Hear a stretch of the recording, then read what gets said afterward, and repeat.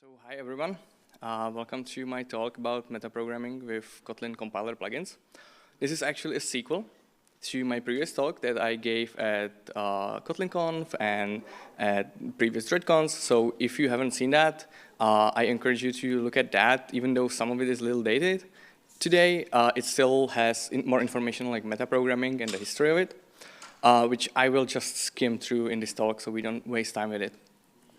So a little about me. I started as a PHP developer, went through Java, Enterprise, then Android, iOS, and now I'm Kotlin multi-platform and trying to break Kotlin compiler as much as I can. And I'm building that, which I'm going to talk about later. For today's talk agenda, I'm just going to quickly cover the metaprogramming and what it really is. Then we'll look at the Kotlin 2.0 front-end plugins and overall the Kotlin compiler plugins. And the last part was supposed to be a little surprise, but I think I've spoiled it before. We'll see. Let's jump right into it. So what is metaprogramming? It's a tool for us lazy developers to do more with the code we do, so we don't have to write as much of it, and also to make sure that whatever we write is correct, right? So metaprogramming is essentially when you write a program that can reason about and do something with another program, with a source code of that program. One way to do that is reflection. So how many of you are using reflection in your apps?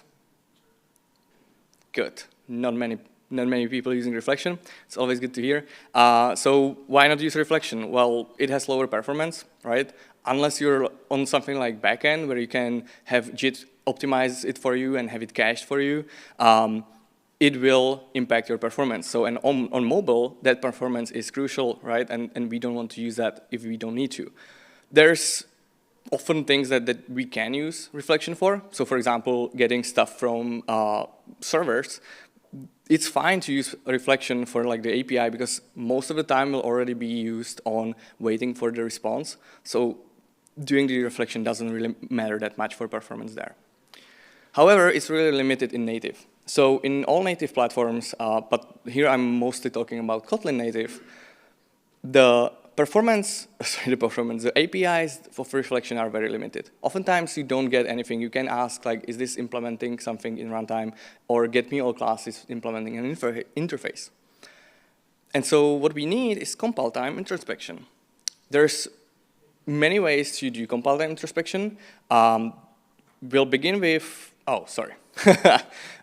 first, what's bad about compile time introspection? And the first thing that comes to mind is longer compile times, right? So because you're doing extra work during the compilation to either verify your code or generate some more and then compile that generated code, it will have impact on your compile times. Obviously, with caching and incremental compilation, that can be hopefully lowered as much as possible, but it's always going to be there, especially for clean builds. And then it leads to larger binaries if you're generating code. So with reflection, you're doing everything in runtime, right? So, and there's not much code that needs to introspect a whole app. So if you have a huge source code, with reflection, you can go through all of it with just a little code. So it's not adding too much into the binary size. But with compile time introspection, if you need to extend your code, you need to generate, in this case, Kotlin code that will then be compiled into that jar file or your binary on iOS, and that will contribute to the binary size.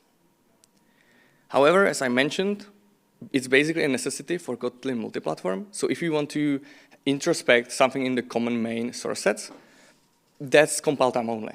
There's essentially no reflection on native, so you can't really use that. The first compile time introspection in Java world, APT, or it wasn't named that way before, in the 1.5, annotation processing tool. How many of you used it? Or how many write plugins? That's more interesting. 1, 2, 3, 4, 5. Guys, at the same time. This is not sequential. You can parallelize. You can just... So APT, great. We got that in Java. It wasn't really powerful. You could just go through stuff that was annotated, right? And you could generate more Java or validate stuff.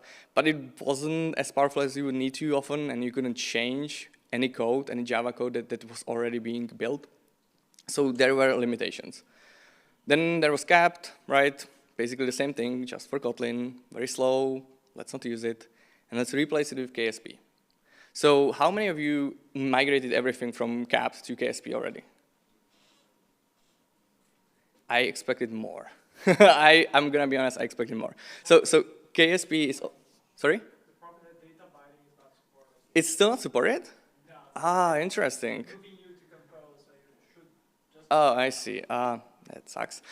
Anyway, KSP, faster, better, stronger, whatever. It's just the right way to do it in the probably future when data binding is no longer needed. But so far, it's been great. It has stable API. It has documentation, all that you need. And then we come to Kotlin compiler plugins. Now, when I first started doing Kotlin compiler plugins, when I learned that there's this thing, Kotlin compiler plugins, I was in love. It's so great. They are extremely powerful. You can do basically anything. You extend the compiler, right? You can transform the IR. You can just like do whatever. You can wrap functions, wrap calls. You can look through it. You can create new declarations that are visible in Kotlin. So these are synthetic declarations. They don't exist, but Kotlin sees them when you're writing code and gives you code completion and stuff like that. And then expression level validation. So you can really dig down into your code and see like, okay, maybe you want to validate constants or like whatever you really want and whatever you need, you could do that with compiler plugins. Well, then came the heartbreak of not having any documentation. So you have this idea for a plugin, where do you start? You can look at other plugins, but they usually do something different than you need to do. So it's difficult to find, okay, what is it I'm doing? Setting them up, super complex. You need a Gradle plugin, you need a compiler plugin. Few versions back, you needed to shadow the compiler plugin if you wanted to support multi-platform, right? So all of that, and you need to support multiple versions of Kotlin because they don't have stable API. So the API is currently unstable, and it breaks a lot. So if you don't have a complex pipeline of like distributing multiple versions of your plugin, you're kind of out of luck because unless it's internal and your company only uses a single version of Kotlin, you will get those support requests for, oh, I need you to support this new version or this older version and I need this new feature, right? And I think the worst of them all is that when you need to have the synthetic declarations or validation, you may need to do IntelliJ plugin. And these have so complex setup and so complex distribution because you're not only depending on IntelliJ version, but also Kotlin version. And even though IntelliJ ships with Kotlin, you can update the Kotlin. And so there's not really a guarantee which version of your plugin your users need. However, with K2, we are getting to a new plugin APIs and plugin support. So little to no documentation, no longer an issue. There is documentation and it's growing. And from what I've been talking with JetBrains, they are working on improving that, right? No longer complex setup, that's gone. You just need to have one jar file, which is your compiler plugin, and you add that as a dependency. And everything is resolved by Kotlin Gradle plugin.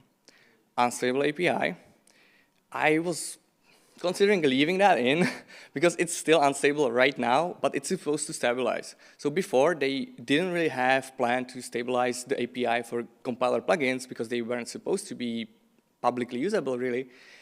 But now with Kotlin 2.0, that stabilization should happen sometime in the future.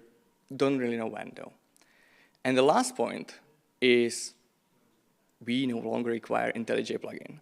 The way it will work from 2.0 is when you register your jar file in the configuration, in your build Gradle file, IntelliJ will load that configuration. So it will know what jar files it needs to load, and it will load them into its runtime. So it will be able to run your compiler plugin without needing an additional plugin, IntelliJ plugin, that would apply it as you would need previously. And with that, my love for compiler plugins is restored. Well, hopefully at least. We'll see how it goes. Let's look at quickly look at the plugin structure, and this is kind of the old plugin structure. I wanted to still show what it means now to do a compiler plugin. So as you can see, we have a Gradle plugin. So those are basically two separate artifacts, separate modules. The top one is Gradle plugin artifact, and the bottom one is Kotlin compiler plugin artifact. In the Gradle plugin, we need to implement Gradle plugin that will then apply our Kotlin compiler plugin support plugin implementation. And yes, the name is amazing. So that Kotlin compiler plugin support plugin has APIs for giving their Kotlin Gradle plugin the jar file, the artifact that it should load and put on the compiler class path. And it also provides your plugin with configuration. So if you need to configure it, you have the configuration in your Gradle plugin and then pass that into the Kotlin plugin using the command line parameters.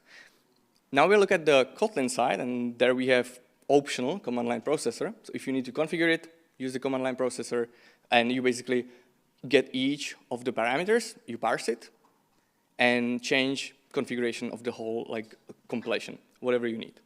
And then the last thing, component registrar, which if you have, any of you have their own Kotlin compiler plugin now? Good. So if you did, or maybe you played with it, the component registrar is actually deprecated from 1.8.20 going forward and replaced with compiler plugin registrar. This supports the K2 and everything, and it has a little better API, so make sure that you use this one instead. Now, I think I mentioned the extensions before, maybe not, but when you want to extend the compiler, there's points where you can register your own extensions, implementations of those, and there's a lot of them. So these are all the current extension points, essentially, that are available in the Kotlin compiler plugin. However, we are really interested only in these two. So that's the Fir extension registrar adapter and the IR generation extension. So what is the Fir extension registrar adapter? It's an extension made to register another extensions. So we're getting meta here a little. What are those extensions? These are those extensions. The good thing about these is we are interested in all of these, essentially, because all of them have different use case, and all of them are run in different time during the Kotlin compilation process. I'm not going to go through all of them, but they are explained in Kotlin documentation, which I will link later in the slides. But just to interest you in what is possible, let's say we have this Fir status transformer extension that allows us to change, let's say, visibility or modifiers of declarations, except classes. Classes are a little weird, but you can, let's say, make all your functions public, or all your functions private, or based on some annotation, you can change behavior of modifiers and stuff like that. It doesn't seem like why would I want that, right? But for example, there's the all open plugin in Kotlin. How many of you use the all open plugin? No backend developers. Cool. The all open basically does that when you create a new class, when you declare a class in Kotlin, it is final by default. But when you are doing stuff in Gradle or in backend, you need that to be open for extension. For proxies and a lot of other stuff, all of that needs to be open. So the all open plugin essentially adds the support for any class you annotate with a specific annotation. It will make it open, even though it's final by default. And as I said, on backends, it's used everywhere, like services that you need to inject, models for a database, all of that is needed to be transformed into open, otherwise it just doesn't work. Because Java, everything's open, right? By default, unless you specify final. Declaration generation. We can tell the Kotlin there's new stuff that it doesn't know about because there's no source for it. Source will never be generated for it. So we're not generating Kotlin. which is great here. We're just telling the compiler, expect this class, expect this function, expect this property. And my favorite one, I would say, is the additional checkers extension. It allows us to register additional stuff that will check the validity of our code. And it behaves, we can do warnings, we can do errors, we can just do info, like information that something might be a little better if you do it otherwise. And then if you think back to the huge list of extensions, we had the IR generation extension. So this one is actually running on the back end of the compiler, which is like the front end of FIR is first, and then the back end is second. And on the back end, we can use the generation extension to add or modify declarations. We can implement those synthetic declarations that we declared in the FIR. And then we can modify the IR down to expression level. So we can like rewrite the whole code if we wanted to. Who would want that? I don't know, but Compose, for example, does that, right? It's rewriting basically all of your composables. Now, I wanted to share my approach, how I'm doing the compiler plugin development. It has changed, though, a lot. So previously, I would crack open the Kotlin repository. I would clone it, right? Put it in IntelliJ, and then set it up, set it some more. Then I would finally be able to add breakpoints, poke around, and hopefully it works. Sometimes it doesn't, sometimes it does. Instead, we're gonna look at something different today. And instead of cracking open Kotlin, we're gonna build a plugin. So bear with me, this is gonna be live. It's gonna be fun, hopefully, at least for you. And we will start with creating a project. Oh, this is nice. So let's call it droid-con sf plugin. And we want it to be Kotlin, obviously. And if we want sample code, and let's create. So this created a sample application, right? So this is a standard Kotlin JVM application. We want to make sure that we're using the 1.9 beta or RC, whatever like is available at the time you're trying this at home, because it has some things that we need for this to be easy for us to try. So then we head to the Kotlin properties because we need to configure our project. So the first thing we want to do is set the compiler execution strategy to in process, which is done by Kotlin.compiler execution strategy equals in process.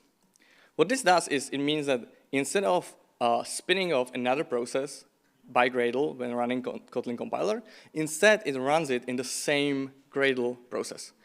This is important for debugging. Without this, we can't step on debug breakpoints. And the other thing is, we want this to be K2 plugin, right? So we need to enable K2. 1.9 beta and onwards has this great switch that we can either put in the Gradle properties or just the -p and when running Gradle, or we're gonna put it in the properties. So that's Kotlin experimental.try K2 equals true. So that's all we need right now. Yeah, why not? And we can head over and create plugin module, right? There's multiple ways you can do that. I would love to use the new module, but it doesn't allow me to select Kotlin for some reason. I don't know why. So instead, we're gonna do it the old-fashioned way. We're gonna just create a directory, call it plugin, and we're gonna copy this build Gradle into it. The reason I'm copying it is because I'm lazy, and we can just delete the application because we're not doing that. We don't need a version because we already use that in the root build Gradle, right? And we don't want this application block because we no longer apply the plugin. So we have the module, and we also need to include it. But we now have the module, but it doesn't know anything about Kotlin. So what we want to do is compile only, because we don't need to we don't want to bring the Kotlin with us. We only want to reference it. So compile only, and there's the Kotlin embedded compiler embeddable. My bad. Now I'm glad that I made these notes. So we have the dependency, and the last thing we want to do is right now, the Kotlin doesn't know about our plugin. It doesn't know that it should load it, right? In Kotlin 1.9, maybe it was before, but in 1.9, we have a way to easily register it, and this is the configuration will be visible at a later date, like maybe 1.9 release, maybe with 1.2, but right now we can do it with the string invoke. So it's called Kotlin compiler plugin class path, and we put on project plugin. Right, now let's sync. Hopefully that will be fast, and update our code to replace. Now, thank you. So, what to do now? We need to implement the compiler plugin registrar, right? So let's do that. Let's create a directory. We want source main Kotlin, and let's call it hello world registrar. Now, the class name was compiler plugin registrar. Is a class, abstract class, so we need to instantiate it. And as you can see, we still have errors. One thing is we need to implement members, obviously, but the more important thing is we need to opt in into the experimental compiler API. So we're gonna do that. No errors. How about that K2? Well, obviously we want K2. And now, register extensions. This is where we do the registration. This is where we tell the compiler what extensions it should load. We can decide based on configuration. So sometimes you may disable some of your extensions. You don't want to register them. And in that case, you can decide here. Everything you do that is here. The last thing here is, how does Kotlin know about this class? So the way it's done, and I don't know how many of you used service loaders. Not many. So we need to create this meta.inf / services. And then inside that, we need to put in a file with the name of the class we are extending. And then inside it, we put the fully qualified name of our class that's implementing it. So in this case, this is compiler plugin registrar. So we're going to take this here from the import, copy it, create new file, put it in here.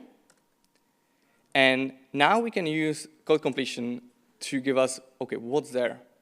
Hello world registrar, that's it. Because we didn't put it in any package, it's in a root, it all works too, don't worry about that.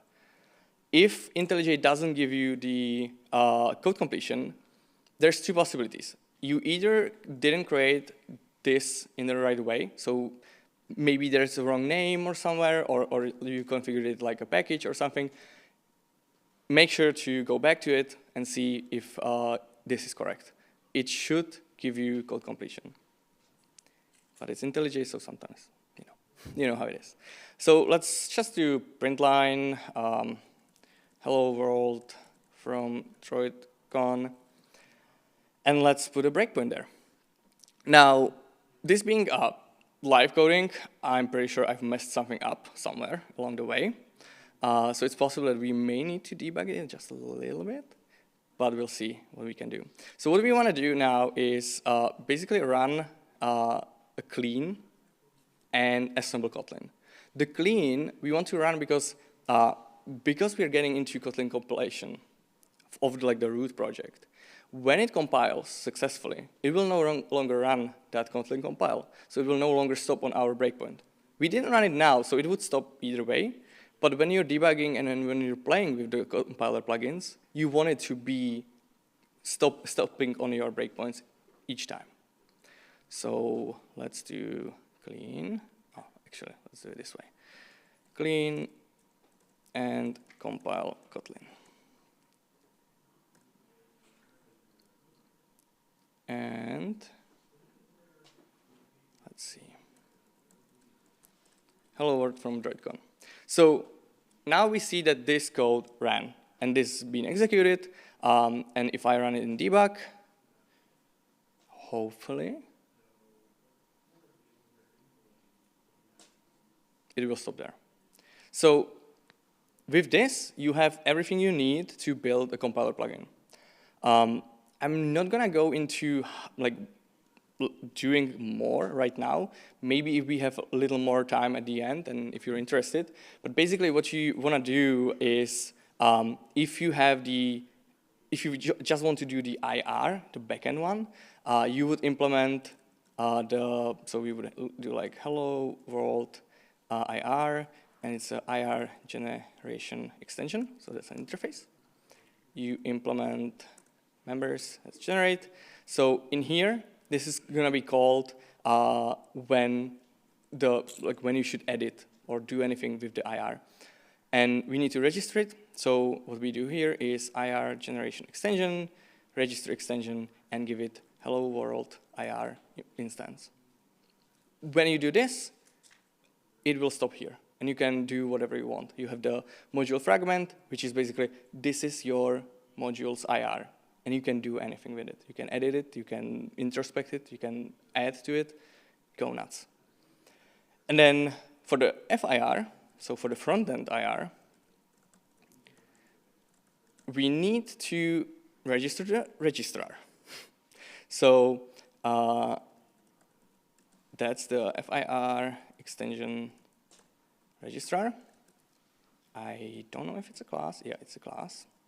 And it requires session. So the one main difference from like the other plugins is we get this session, the first session, which has information about module and where it currently is and what's the state and everything. So we get a lot of information that way. And then we have the configure plugin here.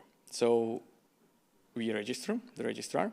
That's done through FIR extension registrar adapter, because class path or something, and give it, actually, I don't remember. I think I made something wrong here. Yeah, there are no parameters. Sorry, parameters are in the extensions, obviously, not in the registrar, because you wouldn't have the session at this time. And now we can register any FIR extension. So let's say we have the status one, right? So that's the hello world status extension. It takes the session here, and it's FIR status transform extension, session, perfect, implement members, and we're here. We don't want to do anything right now. Any declaration will stop here. So if we put in breakpoint, it will stop there. Only after we register it, obviously, I forgot that. So hello world status. It's using these factories here, and it's using the unary plus. It's clever, maybe a little too clever, I would say.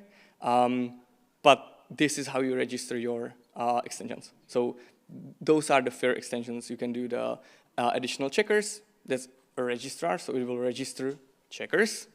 But overall, like, this is what you need to do. And if we go and run this again, unless I mess something up again,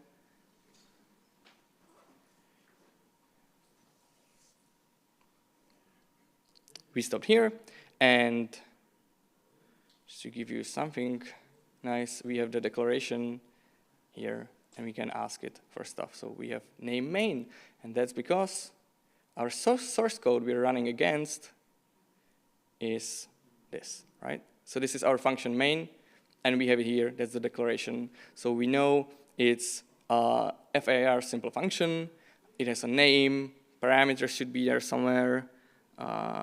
Somewhere here, value parameters, right? So now with this, you can play around. You can do whatever. You can go in and play, like, yeah, basically play around with it as much as you want. So what we just built, I'm gonna push it to this repo. It's not there now. I ran out of time, but it's gonna be there. We'll push it there. I'll push it there, and you can download it, so you don't have to set it up yourself. It's a couple steps, but still. Now I want to share a couple like hard-learned lessons. So you may get into the point, even though like I've mentioned that and it's in the plugin base, the IntelliJ won't stop on your breakpoints. So as I said, put in this in your Gradle properties for that like project when you're implementing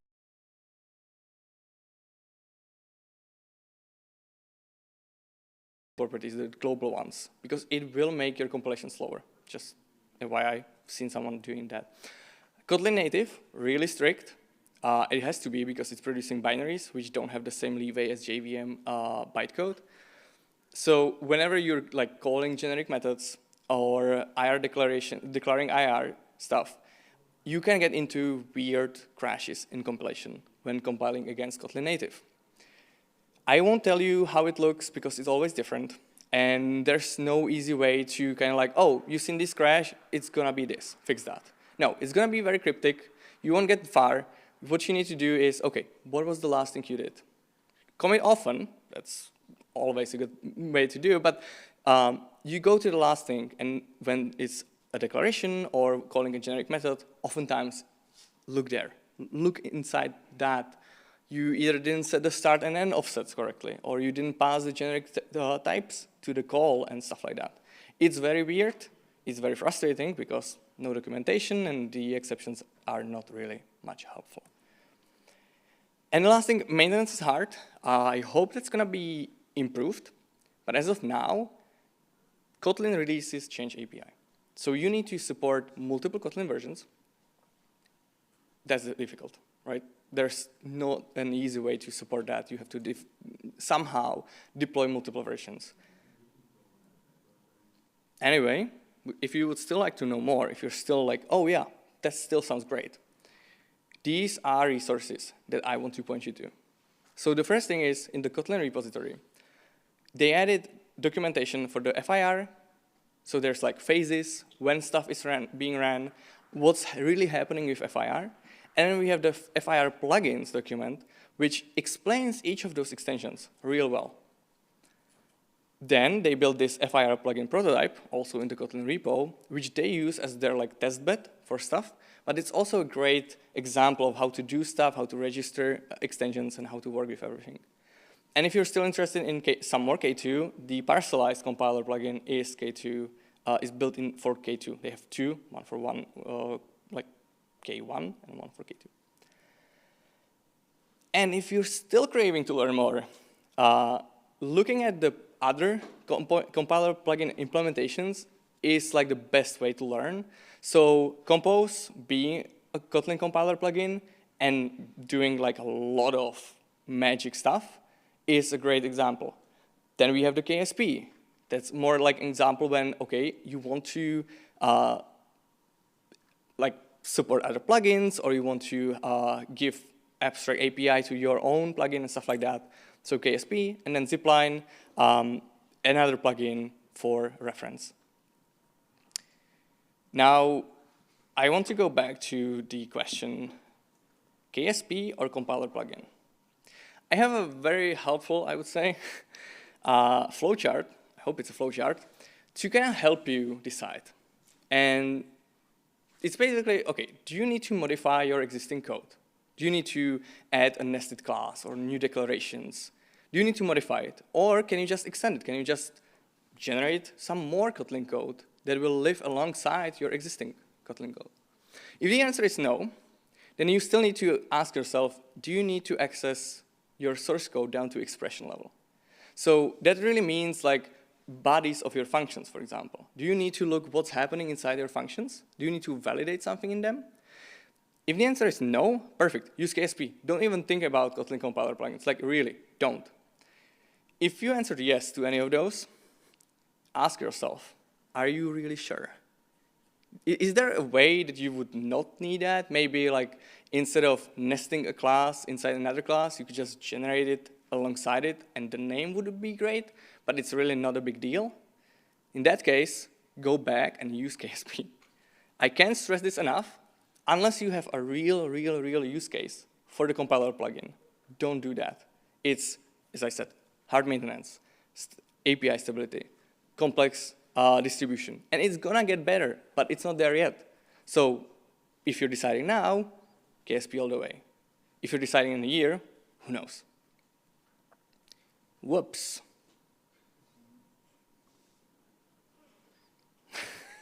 Okay. All right, let's move along. How much time do we have? Not much. So, testing. I'm going to skim through this because it was in the previous talk. Kotlin compile testing is a great dependency for your tests where you can run Kotlin compiler directly in your tests. It supports K2, it supports KSP. It's slow. Because it's compiling the code, because it's running all of that, it will, like those tests are slow. So make sure you have unit tests, make sure you have like integration tests, and then you do the end-to-end compiler tests with Kotlin compile testing. I'm gonna do a shameless plug here. So the reason why I'm doing this talk and the previous ones is I'm working with the Kotlin compiler like every day now and trying to hack it as much as possible. And we built this thing Sky, which is a Swift-friendly API. And it's supposed to like make it easier for Android folks to get iOS folks on board of Kotlin multi-platform. Because iOS folks, myself included, hate the Objective-C API surface that it generates by default. With Sky, it helps that. You have suspend, you have flows, you have enum spec, you have seal classes. So I love it. I hope you will too. To recap, prefer KSP. I can't stress this enough. Kotlin compiler plugins, super powerful. As I mentioned, super costly. Hopefully this will get better and the future will be bright. Oh, perfect. My keynote skills. I wanted to just change the question mark to exclamation mark because I do believe the future is bright. Questions?